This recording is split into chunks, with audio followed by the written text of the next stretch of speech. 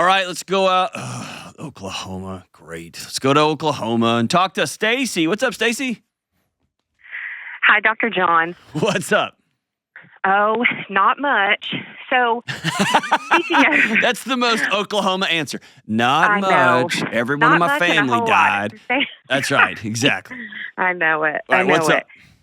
So, speaking of boundaries, if we are... All right, let's do it. So, I have been in a relationship with my fiance for about 3 years. He has a 15-year-old son. He's had a history of addiction. He has, about 8 months ago, came and lived with us, but there were rules set in place. Like if you bring it to my house, if you use whatever, then you no longer live here. So can I just pause for a second? My question is, absolutely. Good for you. Good for you. Do you have your own kids? Struggle. Yes. So we also share an ours child that is 14 months old. Okay. An ours child. Golly, that's an ours child, because he has his stepson, or his son, my stepson. 21st century label. We have an ours son and a theirs. We have an ours child. So we do have a baby that's so 14 good. months Okay, old. go for it. So about 8 months ago, he asked to come to our house and stay there. He wanted to come live with us. So this boundary was set in place. Now that about 3 weeks ago, he almost died of a fentanyl overdose in my bathtub when nobody was home and the cops had to come kick the door down, I have said, you're not living here anymore.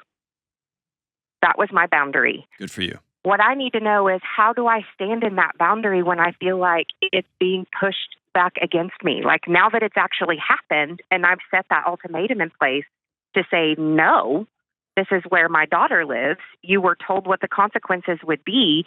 Now you have done that. You don't get to just say, she just doesn't want me living there because she's mean and she doesn't like me. The 15-year-old doesn't get a vote. And that's exactly 15-year-old can say whatever. He does not get a vote. What about, is it your fiance? Kind of, yeah, that's right. Fiance is pushing back. Yeah. First of all, he enables him. You know, he purchases his nicotine for him. He lets him use THC-infused CBD because of his, quote, anxiety. Well, he's had way too much leash to begin with, as far as I'm concerned. But this was the boundary set in place when you came to live with us. This has now happened. You're out. Stacey, that's the easy part. That's the easy part. Yeah. Your problem is not with this 15-year-old boy. Your problem, the 15-year-old boy is the proxy war. Yeah. Your problem's with this guy you're dating. Yeah. He doesn't. Yeah, because the kid, he told. Here's what I think. I think he told you things were going to be different, and you get to have a lot of influence over your little girl. Do y'all live together? We do. Yeah. Okay, so you get to have a lot of influence over this little girl's life, and your husband goes along with it. Yeah. And he doesn't like to say no to anybody, whether it's you or his 15-year-old. Oh, that's absolutely the truth. And now you are getting to see in real time, holy crap, this is who this guy actually is. Right. And it's really gross.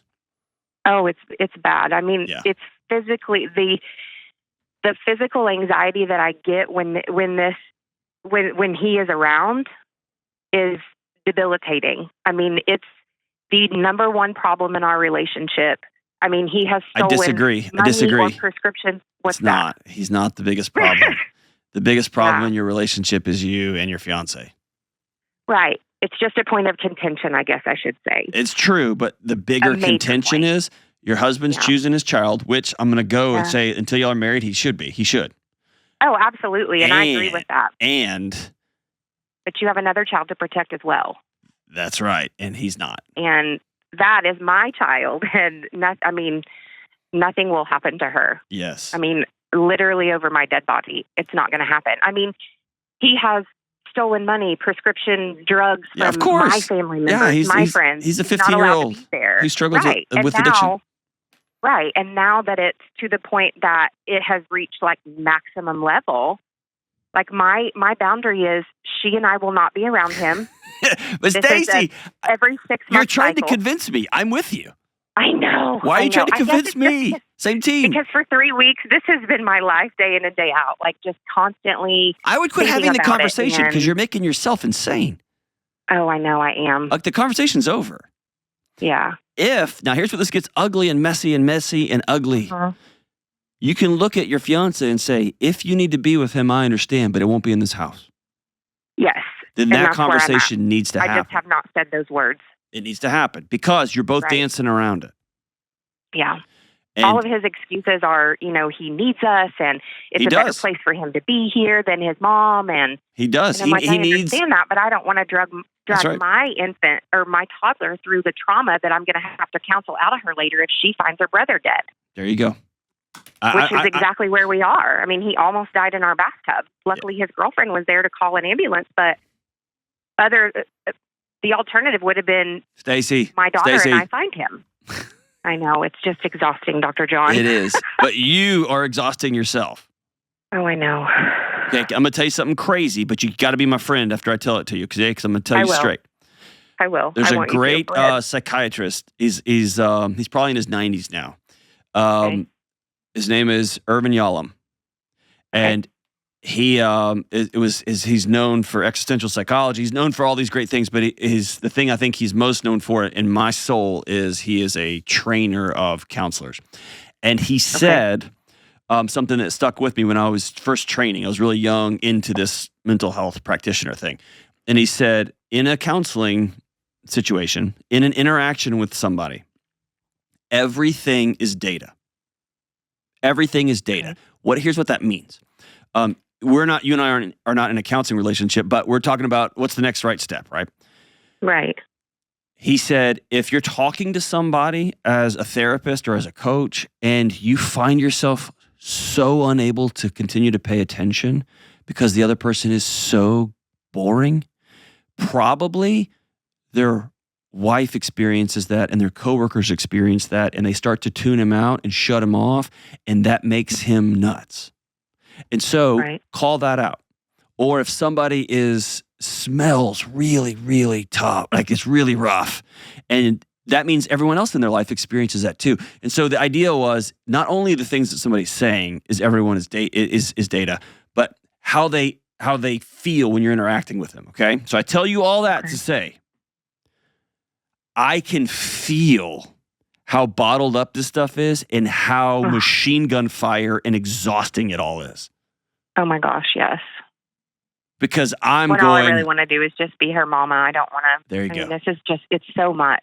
It really is just so much. But you keep bringing gasoline back to the fire. Stop. Okay. Just stop. You have made your decision. You are right. Mm-hmm. And I'm gonna go one step further. I wouldn't, if this was just about a little boy who's struggling, and I'm going to say a 15-year-old, this little boy here, a child who is struggling with addiction, who is close to overdosing, that wouldn't be the reason.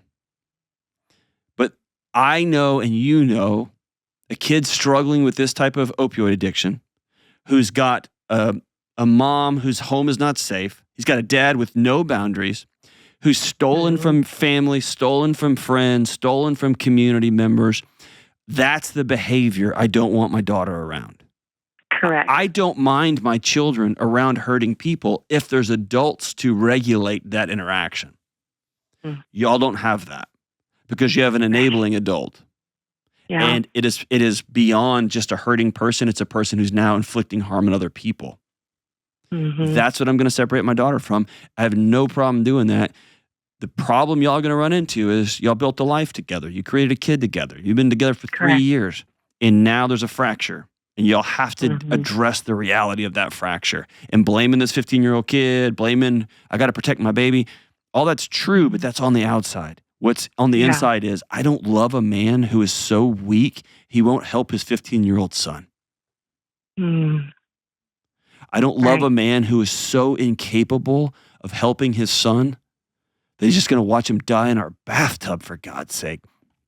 I don't love a man who's so weak, he's just going to put our 4-year-old daughter in harm's way like this. And like you mentioned, even if the boy is okay, he's got girlfriends showing up, he's got a dealer showing up. Who knows coming to your house? All that to say is you are right. But they aren't the problem. The problem is you have now had a a new pair of glasses with which to view the man you're engaged to, and you don't like what you see. No. Mm-mm. I know. That's what you got to deal with. Fair? Yeah. Totally fair. I'm sorry. That's okay. I mean, I wouldn't have called if I didn't think you were going to just tell it to me straight. So. I hate that. But But I don't want to pretend that this doesn't change everything. Oh yeah, Like, it does. The whole thing's a mess. I get that. I'm so sorry. I just hate that for everybody. Golly. Yeah, it is a mess for everybody. I will say this. I don't think that your marriage is irredeemable. I don't think this 15-year-old little boy is irredeemable. Mm-hmm. I don't think any healing happens until somebody, you've heard me say this, but somebody turns the lights on, stops the music, and says, this dance is over. Here's reality from this point forward. Yeah. And then people get to make adult decisions and opt in or out. And that 15-year-old may get the boundaries that he needs desperately to survive. Or he's going to die under somebody else's roof because you are not going to sit down and watch this happen. No. Absolutely right. Fair? Absolutely fair. I hate this for you. I'm sorry. I know. That's okay. I'd give you some conversation cards, but that just feels like I'm kicking you while you're down. Right. Yeah. I'm not ready yet. No, I was playing. Oh, geez. All right. Well, let me know how I can help anyway as you move forward through this, and we'll be thinking about you, man.